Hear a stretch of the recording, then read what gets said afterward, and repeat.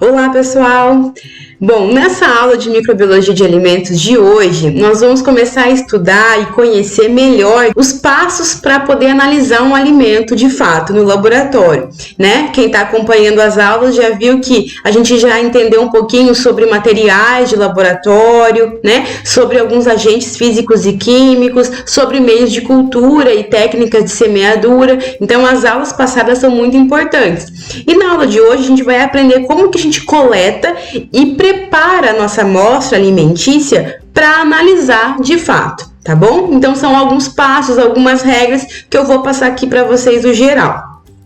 Bom, pessoal, você agora é um técnico de alimentos, né, um tecnólogo que vai analisar um alimento microbiologicamente para ver se aquele alimento, no final das contas, se ele está apto ao consumo ou se não, se os consumidores não podem consumir aquele alimento. Você vai, no final das análises, conseguir emitir um laudo, né, um resultado, para saber se aquele alimento ele é apto ou não ao consumo. E você pode receber no laboratório uma amostra para fazer análise, que ela já vem numa embalagem fechadinha, assim como a gente encontra nos mercados, né, no comércio. Pode ser que essa amostra, então, chegue a você de uma maneira unitária, né, já assim direta, numa embalagem fechada. Ou você pode ter que coletar essa amostra, de repente, de um alimento que não é possível, né? Quando não é possível levar a amostra por algum motivo ou por ela ser muito grande, a gente também tem que coletar essa amostra representativamente, fazendo com que várias partes dessa amostra sejam coletadas, né? Então, nesse caso, a gente mistura bem o alimento, seja ele, né, se for líquido, se for sólido, a gente tenta misturar esse alimento para a gente conseguir retirar a amostra que vai para o laboratório. Também, no caso de um alimento sólido principalmente, né, a gente retira partes do alimento para serem representativas, uma parte de cima, uma parte do meio, uma parte dos lados, né, desse alimento. Se for líquido, a mesma coisa, né? Mistura muito bem aquele tanque, de repente aqueles tanques de fermentação. Então mistura bem o conteúdo líquido, tira um pouquinho de cada, né, de cada pedaço, de cada parte daquele tanque. E você vai identificar tudo, sempre identificar a hora, né, o nome da amostra, data e hora, quem foi que coletou, no caso se foi você, o seu nome, né, e leva essas amostras coletadas para o laboratório. Ok? Sempre eu vou lembrar para vocês que tudo deve ser feito em condições assépticas. Nós já vimos lá nas aulas passadas o que são essas condições assépticas, que são as condições para a gente manter o ambiente sempre limpo, né? Então, sempre os frascos que a gente vai usar são frascos limpos, as mãos higienizadas ou com luvas, quando for o caso, né? Álcool 70 também nos utensílios, sempre usando materiais esterilizados. Eu sempre vou repetir para você, então, nessa aula, que todas as condições são assépticas. Numa coleta de água, ou não somente água, mas qualquer líquido que você queira pegar e tenha que ser numa torneira, como essa imagem, por exemplo, você também vai ter alguns cuidados. Você vai sempre limpar a parte externa da torneira com álcool 70. Se for possível, você vai flambar, né? Se for uma torneira de plástico, obviamente você não vai colocar o fogo, mas se for possível colocar o fogo, flambar, você vai flambar. E aí a gente deixa o líquido escorrer um pouco também, né? Abre a torneira e deixa um pouco o líquido escorrer para tirar possíveis contaminações que estão na tubulação. Sempre utilizando todos os materiais assépticos, né? O tubo de coleta ou o frasco para coletar, álcool 70, luvas, enfim.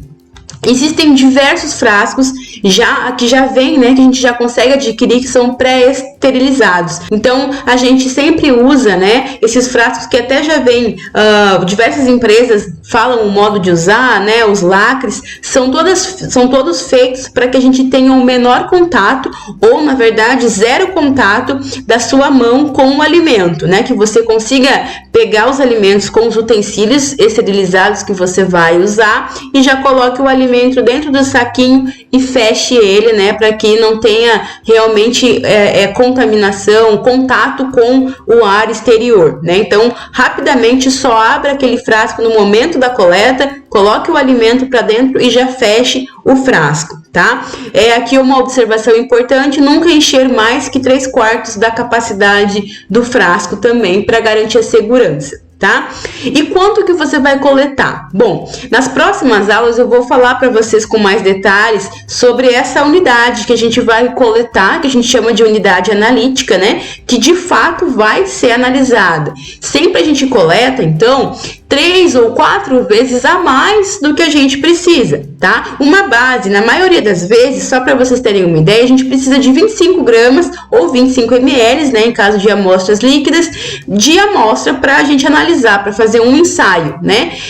Então, dependendo do tipo, dependendo da amostra, que a gente vai conversar melhor nas próximas aulas, você precisa de 25 gramas ou 25 ml para um ensaio. Então, sempre pegar 3 ou 4 vezes a mais, contando que algum acidente pode acontecer, você pode perder alguma amostra, né? E tem que guardar ainda essas contra-amostras, tem que guardar para caso precise, né, repetir o experimento. Então, tem frascos, saquinhos pré-esterilizados de vários tamanhos no mercado. E a gente pode preparar alguns em laboratório também. Como eu falei, eu sempre vou lembrar vocês, né, que a gente precisa manter todo o material que a gente vai utilizar limpo, pré-esterilizado. Então, tudo que a gente for usar, uma pinça, uma faca, o becker, a gente tem que manter, tem que levar isso antes, né, de utilizar para esterilização, como nós já vimos na aula, né, passada sobre esterilização.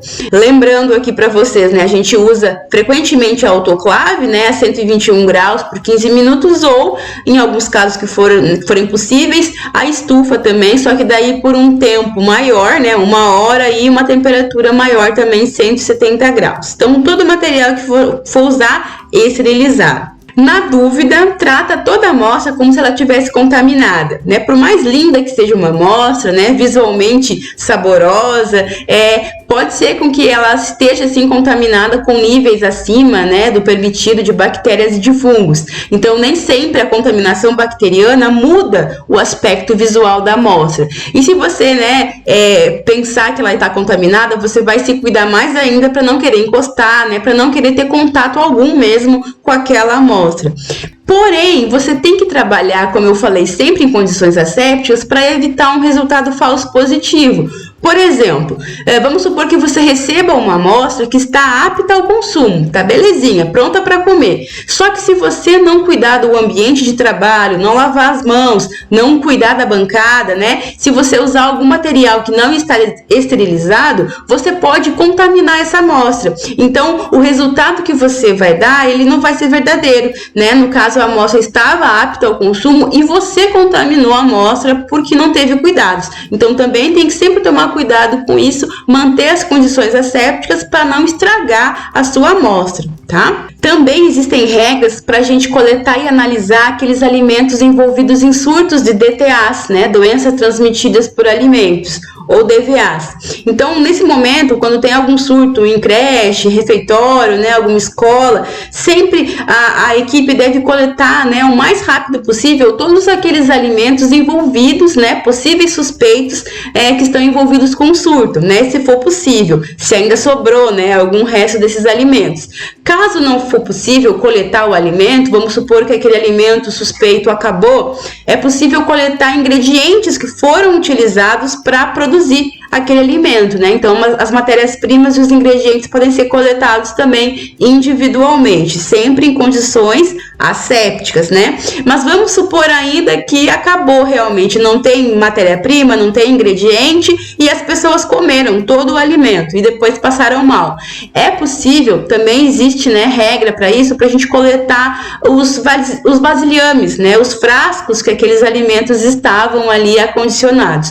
Tudo isso deve ser feito, claro, o mais rápido possível, né? Não vai lavar o vasilhame, né? E daí depois mandar para análise, que não vai adiantar. Bom, e para fazer o transporte, então, né, dessas amostras até o laboratório, tudo sempre o mais rápido possível, as empresas, as indústrias ou até mesmo, né, esses alimentos envolvidos em surtos devem manter algumas atenções. Sempre, então, utilizar embalagens adequadas, né?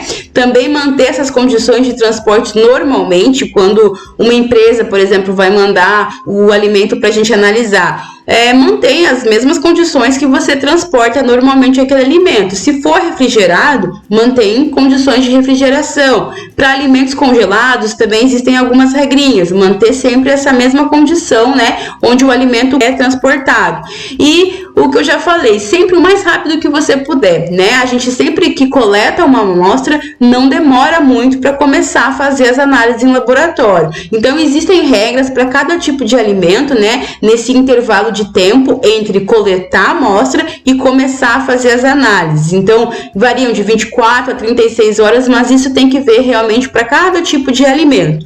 Ou seja, o mais rápido que for possível, você coleta e já começa a analisar. Tá?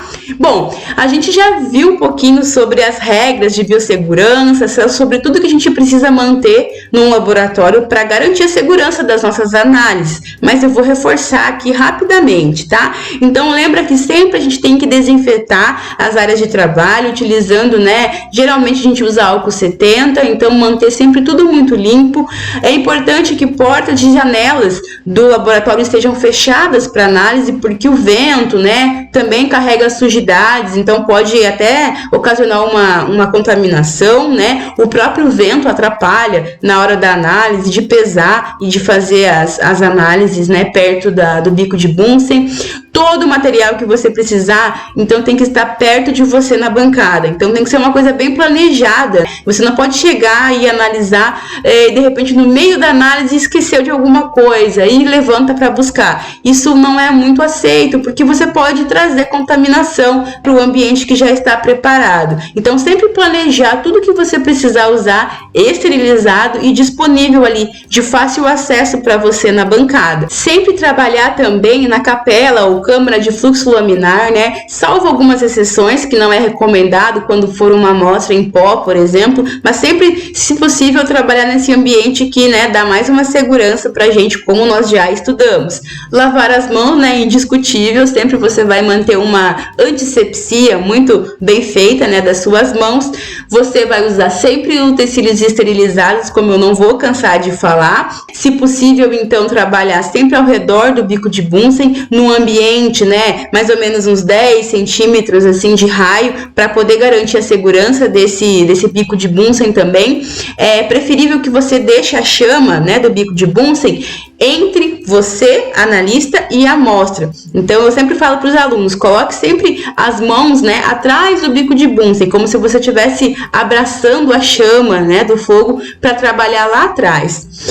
Sempre cuidado com amostras em pó e também aquelas amostras que emitem, né, que podem formar aerosóis, para não contaminar, porque o pó, né, rapidinho ele pode se espalhar. Também alguma amostra que você de repente abra, né, e ela possa sair gotículas, não é então interessante. Cuidado, né, então essa formação de aerosóis. Nunca pipetar com a boca, óbvio, né, tem aqui na imagem uma pessoa com a micropipeta, mas também a gente pode utilizar pipetas de vidro, como eu já falei para vocês, né, tudo esterilizado, sempre, né, os materiais que devem ser esterilizados. Aqueles que não podem ser esterilizados, sempre passar um álcool 70 e manter a asepsia. Cuidado então na hora de abrir as embalagens. Se você receber uma embalagem prontinha, já unitária, você vai limpar a área externa dessa embalagem, né, porque essa embalagem pode ter passado por vários locais, né, que podem trazer contaminação. Então, de repente, você pode contaminar o seu próprio alimento a partir da embalagem, né? Então, lavar bem essa embalagem, sempre com tudo esterilizado, né? E depois, você sempre ali perto de você, a gente fala que a gente sempre mantém um lixinho, né? Ou uma bandeja para descartar. Você usou algum material e precisa descartar, você já deixa logo ali, né? Ou um becker, ou uma bandeja, um local certinho para descarte, para você não precisar ficar levantando toda hora, né? E descartar as coisas longe daquele ambiente de trabalho. Então, conforme conforme a prática vai acontecendo, você vai tendo mais facilidade em lidar com esse monte de tarefa que tem que fazer para garantir uma análise segura. Então, a rotina do laboratório, né, vai te dando mais essa prática, com certeza, para tudo ficar mais fácil. Parece que é um monte de coisa para fazer, de fato mas você vai tendo mais essa praticidade ao longo do tempo. Eu recomendo essas regrinhas todas, né, manual, receita de meio de cultura, muito esse livro aqui, né, esse manual de métodos de análise microbiológica de alimentos e água, né, que é da professora Neuzeli e colaboradores. É um livro muito atualizado, muito bom, muito completo, e muitas coisas do que eu trago aqui para a aula eu pego desse livro aqui, que é uma bíblia da microbiologia de alimentos, tá? Então eu recomendo muito esse livro e também uso ele aqui como referência, tá? Bom, pessoal, daí a gente tem que homogeneizar. O que é essa palavra, né, grande? Homogeneização é uma mistura, né? É uma mistura. Então, nós vamos parar na aula de hoje, nesse momento de aprender como que a gente mistura essas amostras para analisar logo mais. Então, como está aqui escrito, o objetivo dessa homogeneização é garantir que a porção que você vai pegar, né, da amostra que você coletou, ela representa o todo. Então, a gente tem que garantir isso, porque eu preciso analisar e eu vou dar um laudo, eu vou dar um resultado de todo o alimento, muitas vezes do lote inteiro, né? Então eu preciso garantir que aquela minha amostra ali, ela está representando mesmo, né, todo aquele alimento coletado. Para alimentos líquidos, né? Então agora a gente começa a falar um pouquinho só sobre algumas particularidades para preparar alimentos que são diferentes. No caso de alimentos líquidos, então, que a gente tem uma viscosidade menor que a do leite, bem líquido mesmo, então a gente costuma fazer, né, movimentos assim de inverter o frasco.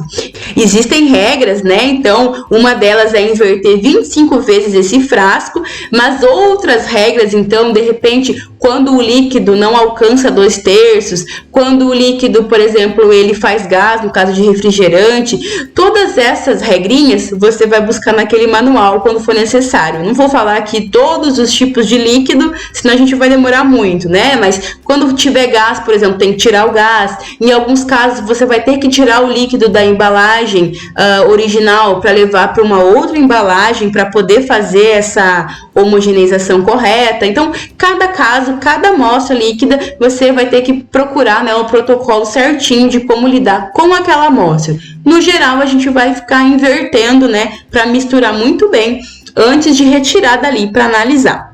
Bom, se for alimento sólido, aqui eu dou um exemplo, né, um bolo, né, maravilhoso, 2 bolos, aliás, com várias camadas. Você tem que coletar, né, sempre falando que você coleta para representar todo o bolo. Imagina se a contaminação desse bolo tá na camada bem de baixo, aqui essa camada roxa. Vamos supor que o ingrediente aqui para fazer essa camada roxa, o corante, né, estava vencido, contaminado, enfim. E você, na hora de coletar as amostras, você não coleta da camada roxa, você coleta de cima, da cobertura, da camada verde, você coleta de outros lugares. Você pode também ter um resultado falso negativo. De repente, a contaminação do bolo estava lá na camada de baixo e você não pegou amostras suficientes para representar todo o bolo. Então, uma dica, né, é pegar amostras de todas as partes, quando for um alimento assim com várias camadas, com várias partes, né? Garantir que você está pegando alimentos de todos os pedaços daquela porção alimentícia. Ou ainda, em alguns casos, né, é possível levar tudo isso no liquidificador também e bater. Sempre tudo em condições assépticas. O liquidificador limpinho, tudo muito bem higienizado, tá? Então, cada alimento vai ter a sua preparação específica que você vai procurar no protocolo, se for necessário.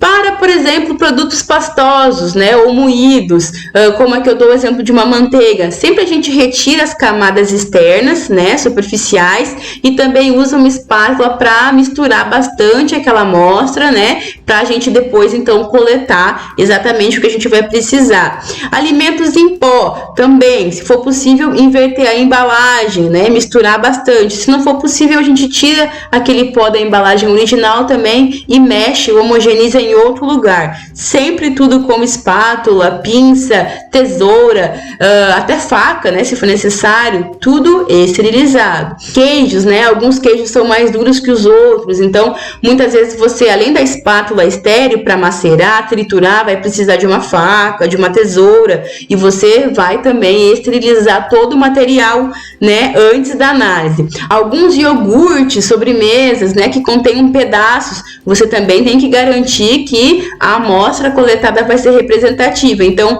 é aconselhado você bater no liquidificador por 1 minuto, tudo realmente em condição asséptica também, para depois analisar. Quando você for analisar alimentos muito duros, aqui um exemplo somente o coco, ou a partes de alimentos duros, né, como essas frutas secas aqui embaixo, sempre você tem que garantir que você vai conseguir triturar, né, pegar pedaços, pequenas porções do todo ali, né, utilizando sempre materiais estéreis, martelo, uma pinça, espátula, né, alguma faca. Então, o legal é você garantir, o legal e importante é você garantir que essas condições sempre vão estar assépticas. O que não pode acontecer é no meio da preparação ali você, vou ter que usar um martelo, e você levantar para pegar um martelo que está na gaveta, né, que não está esterilizado. Isso não pode acontecer. Mantendo esse ambiente asséptico ali, você pode usar diversos utensílios, né, que forem mais adequados para o momento e para aquele alimento. Ovos, pessoal, tem duas formas da gente querer analisar um ovo, né? Você pode querer analisar a parte externa e a parte interna. Vou falar agora de analisar a parte interna do ovo, quando você ou quer analisar a clara ou a gema, ou até mesmo as duas juntas. Então, você tem que tomar um cuidado de lavar bem a casca do ovo. Se você quer, se você está interessado, né, em analisar o que está dentro do ovo, você tem que garantir que aquela casca vai estar limpa e não vai contaminar, né, a parte interior. Então você lava bem essa casca do ovo com água, sabão, mergulha o ovo em álcool 70 também. Tudo tem regrinha, protocolo, para daí você, com todo o cuidado do mundo, você abrir com pinças, né, espátulas, abrir então esse ovo e daí só retirar dali a clara e a gema, se for o caso de separar ou não, daí depois você vê. O que importa aqui é que a casca esteja bem limpa para não ter o perigo de contaminar o interior do ovo, que é o que você está buscando analisar, né? E para analisar, então, a casca, a parte externa, eu vou falar logo sobre a lavagem superficial, é outra técnica. E quando você quer fazer alguma análise de uma superfície, né? Frequentemente as empresas, as indústrias de alimentos têm que fazer algumas análises nas superfícies de trabalho para verificar se não tem alguma contaminação em algum equipamento, como nessa estufa, por exemplo, né? Ou ainda nessa peça grande de carne aqui. A gente tem que analisar também algumas superfícies, não interessa nesse caso aqui o interior, e sim a superfície, né? Tem técnicas daí também para direcionar esse tipo de análise. A gente chama de técnica do esfregaço em superfície, tá? Então, como eu já falei, podem ser usados em carcaças, né? E também alguns equipamentos e superfícies, inclusive algumas embalagens, frascos de alimentos, né? Onde o alimento até acabou, como eu falei lá do caso de um surto, a gente vai usar essa técnica para analisar aquele pote, por exemplo, né? Aquele refratário ali que o alimento estava. E a gente usa para essa técnica os swabs, um utensílio bastante falado, bastante conhecido recentemente, porque ele também é usado para testes de diagnóstico da Covid, né, o teste do swab, do cotonete, mas na microbiologia de alimentos ele já é conhecido há muito tempo, justamente para fazer esses testes de esfregaço em superfície. A gente molha essa ponta de algodão do swab num diluente, que é uma solução que a gente vai aprender a fazer, e daí a gente passa na superfície que a gente precisa coletar essa amostra, tá?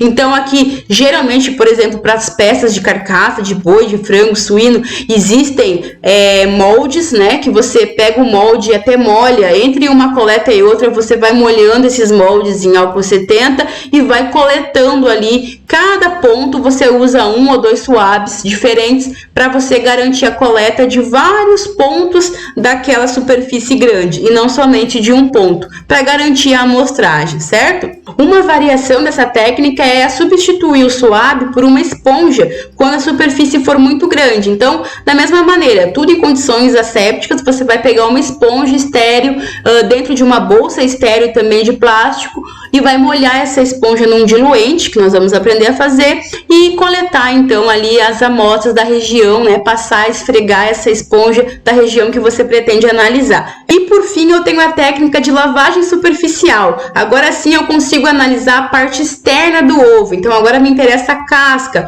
ou ainda a parte externa de grãos. Eu poderia também analisar a parte externa de uma carcaça de frango, né? Que ela é menor.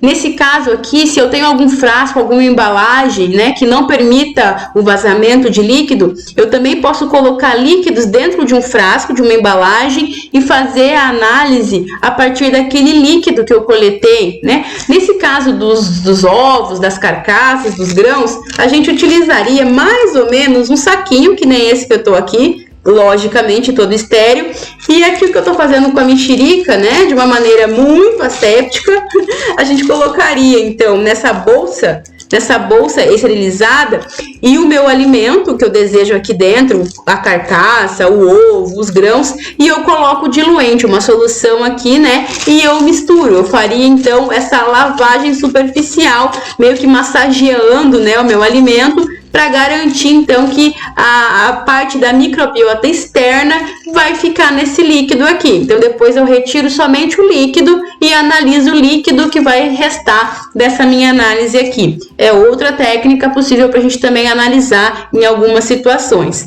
Certo, pessoal? Ainda não acabou. Lembra que eu falei lá no começo que você tem que guardar contra amostras? Então, quando você coleta, você sempre pega um pouquinho a mais do que você vai utilizar e guarda. Você congela essas amostras por algum tempo determinado para caso seja necessário, né, você repetir aqueles testes, você fazer novamente. Nesse caso de fazer novamente, né, de ter uma repetição daqueles testes, você só tem que tomar um cuidado, porque quando a gente coloca para congelar o alimento, algumas células microbianas podem morrer pelo congelamento. Então pode ser que nessa repetição o número de bactérias e fungos encontrados seja menor, tá? Então tem que tomar cuidado com isso. Pessoal, o que eu tinha para falar para vocês sobre algumas noções, né, de preparo de amostras para análises microbiológicas era isso. Mais detalhes, sempre que você for fazer uma análise, você vai ter um protocolo, você vai ter aquele manual e daí você vai ver exatamente, minuciosamente, o que você precisa fazer para a amostra específica que você está analisando. Aqui eu dei um geralzão, né, para você saber que tem diferenças, mas cada caso de análise você vai ter o protocolo certinho para você seguir. Agora a gente já está pronto para analisar. Bora analisar os alimentos? Então na próxima aula a gente já começa a fazer uma análise, ok? Até mais!